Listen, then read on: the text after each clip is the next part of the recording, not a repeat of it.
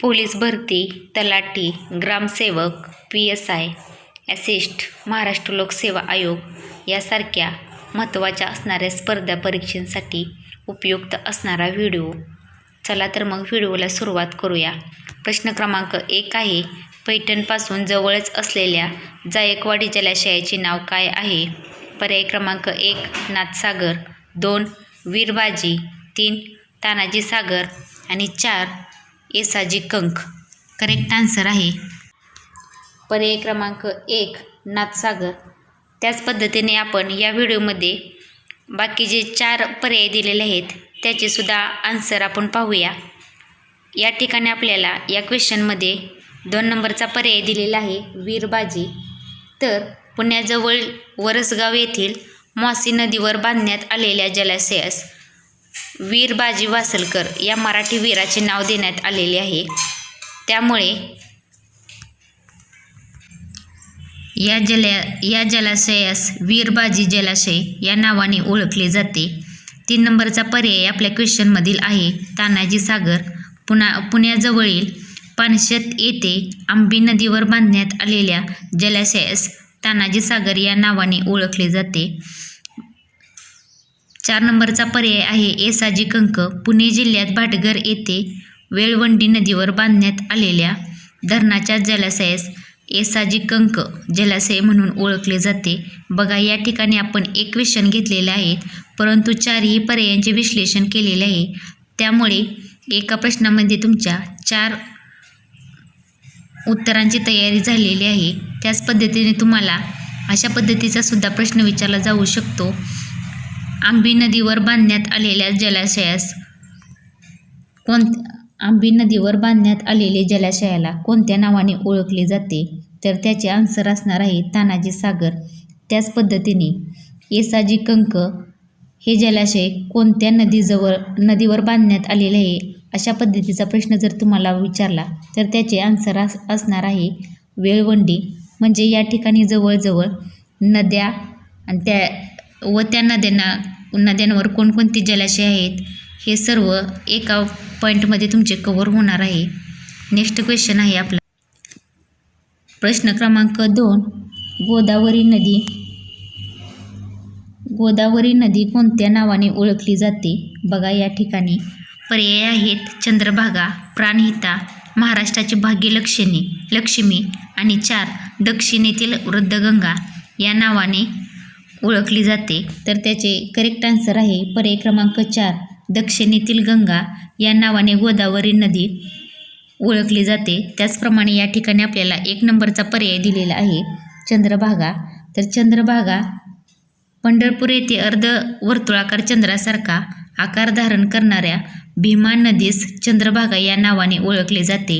या ठिकाणी तुम्हाला अशा पद्धतीचा प्रश्न विचारला जाऊ शकतो की भीमा नदी कोणत्या नावाने ओळखली जाते? तर त्याचे आन्सर आहे चंद्रभागा नदी. नेक्स्ट पर्याय आहे प्राणहिता.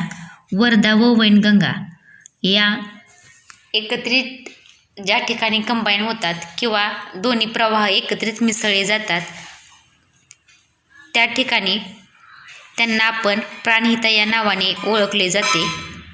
तर तुम्हाला प्राणहिता या नावाने कोणती नदी ओळखली जाते अशा प्रकारचा जर प्रश्न विचारला तर त्याचे आन्सर आहे वर्धा व वैनगंगा यांचा एकत्रित प्रवाह झाल्यामुळे त्यांना प्राणहिता या नावाने ओळखले जाते. 3 नंबरचा पर्याय आहे महाराष्ट्राची भाग्यलक्ष्मी.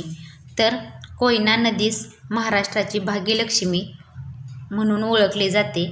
बघा, या ठिकाणी कन्फ्युजन होऊ शकते तुमचे. तर गोदावरी नदी आणि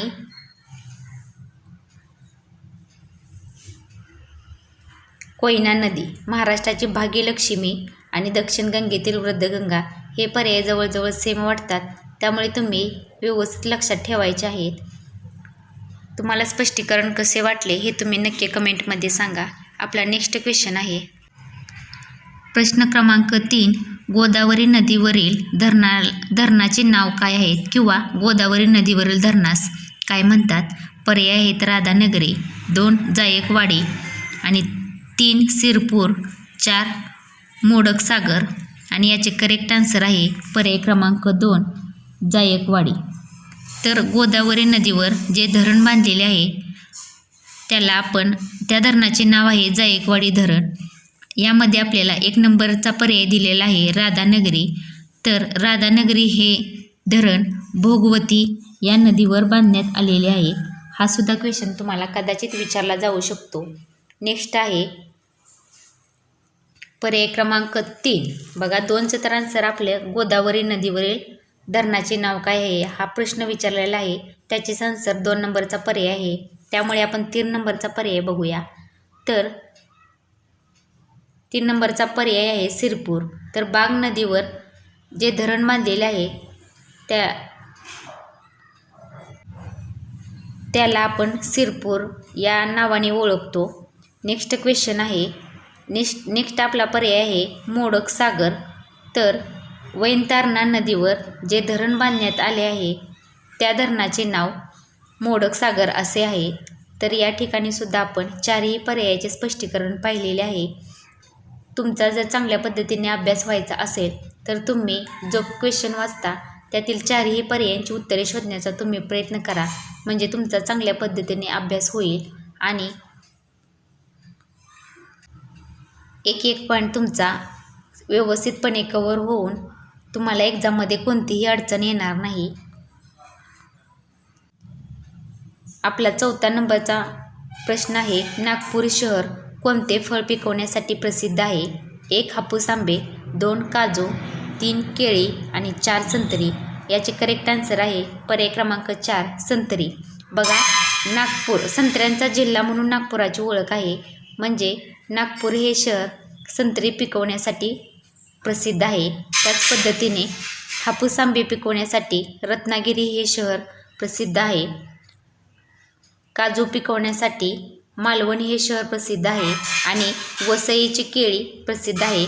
अशा पद्धतीने आपण या ठिकाणी सुद्धा 4ही पर्यायांचे एक्सप्लेनेशन पाहिलेले आहे. तर या अगोदरच्या व्हिडिओमध्ये मी कोणते शहर कोणते फळ पिकवण्यासाठी प्रसिद्ध आहे यावर आधारित व्हिडिओ बनवलेला आहे. तो तुम्ही स्टडी चॅलेंज या चॅनलवर जाऊन नक्की बघा. म्हणजे हा पॉईंट तुमचा व्यवस्थितपणे कव्हर होऊन जाईल. नेक्स्ट क्वेश्चन आहे सागरेश्वर हे अभयारण्य कोणत्या जिल्ह्यात आहे? पर्याय आहेत 1 सांगली, 2 सोलापूर, 3 सातारा आणि 4 कोल्हापूर.